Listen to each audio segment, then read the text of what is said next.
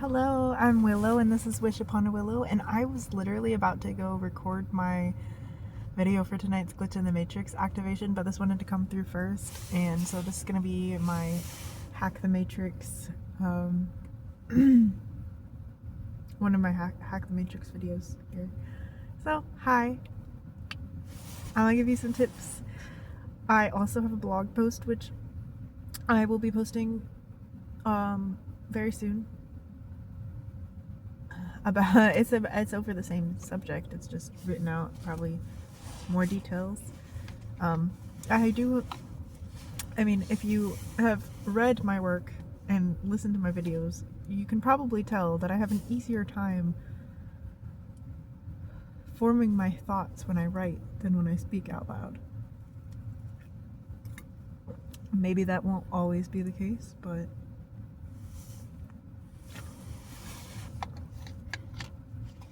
so, I just have a feeling that this message needs to get out.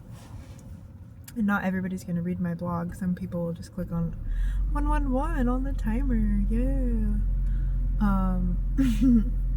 Some people will just click on a video to figure it out, and instead of watching, or I mean instead of reading. So I'll spit it out, Willow. I got so thrown off switching videos, but I was trying to think of what to do for my Glitch in the Matrix activation, and then this came through, and I'm like, dang it, this is a Hack the Matrix series. Alright, let's go. Today, I cleaned my place because it's been driving me crazy.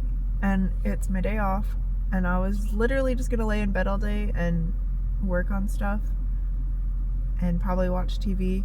But instead, I got up, I cleaned my RV, I went to the gym, I took a shower, and like swam and chilled in the steam room and sauna and took care of myself because my body feels like really, really like tight. Like my muscles are so tight, and ugh, I've been overworking myself.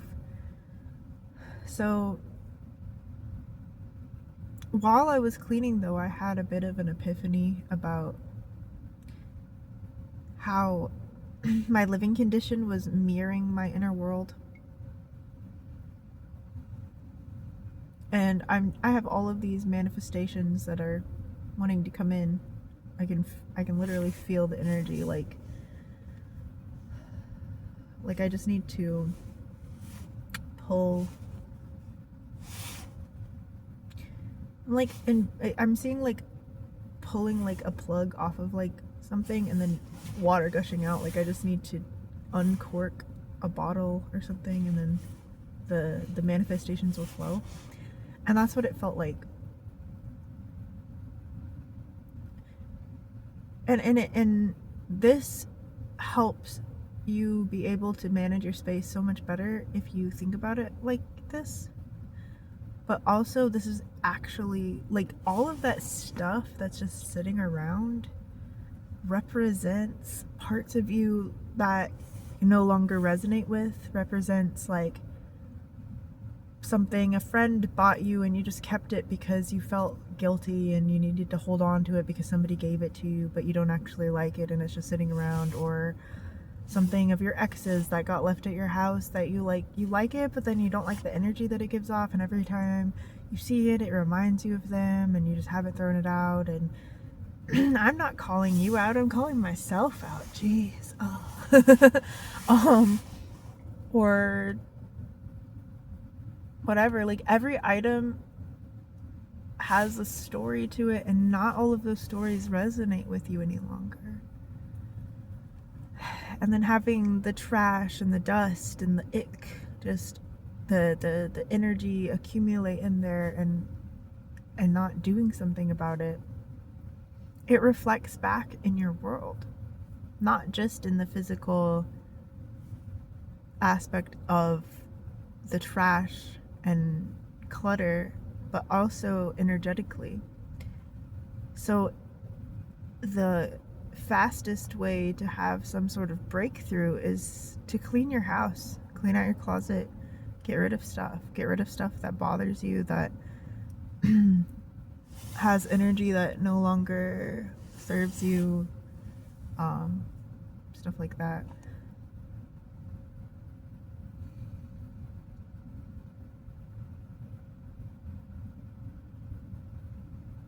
And you can make like a ritual out of it. Like, first start by just throwing trash away. That's the easiest place to start. And as you're throwing them away, you could either say out loud or think like, this no longer has any control over me. Because look, I have so much cleaning trauma. I get triggered when I have to clean, and I'm like especially if somebody else is around and it's not just me, I get overstimulated so fast. That dog's bumping into me, I'm like, ah. And I've gotten a lot better with getting overstimulated. Like, I know that I need to stop and take a break, and I figured out ways to manage that. Because when I was a child, like, God, my parents, though they tried, they did not heal from their childhood wounds, and they still have not to this day. And that reflected in their parenting. So, unfortunately, I got yelled at a lot. I would have one parent be like, do the dishes, and then I was doing the dishes, and then I'd have the other parent be like, do the laundry, and then I would be like, but Mom told me to do the laundry. I told you, I would just like start yelling at me, and then I would have to stop what I was doing and then go do the other thing. And then while I was doing the other thing, I would forget about the first thing I was supposed to do.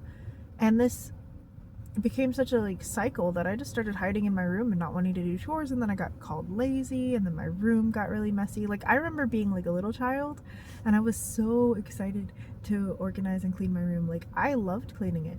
But when my parents came in enough times, it was mostly my dad. Mom wasn't as bad about this. Mom would be patient with me cleaning and would trust me to clean it and would just leave me alone, probably because, you know, she got some like alone time and she didn't have to deal with conflict. Dad would come in there and be like, I'm gonna throw all your stuff away if this isn't cleaned up off the floor. And then I started shoving stuff in my closet out of panic. And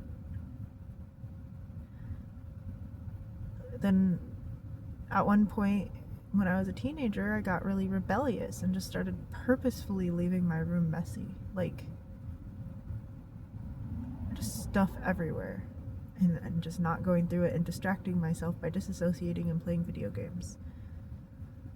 And didn't take care of my outer world because it reflected my inner world. Like, that's how I felt on the inside, so I kept it cluttered. And then this bled over into my adult life, and I spent years blaming my parents for the fact that I couldn't keep my house clean. But I'm grown. I cannot keep doing that. And for the past, like,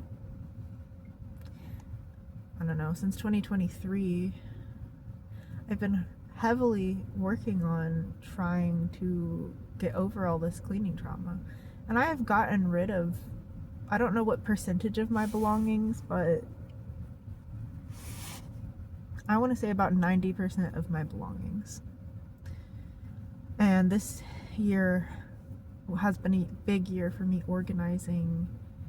I'm still not done. I had a lot of stuff. Like, basically, I just didn't deal with all of my stuff from childhood, all of my stuff from my early adult years. I left a bunch of stuff in storage. I just kept moving and moving and moving and moving and moving. I got an RV.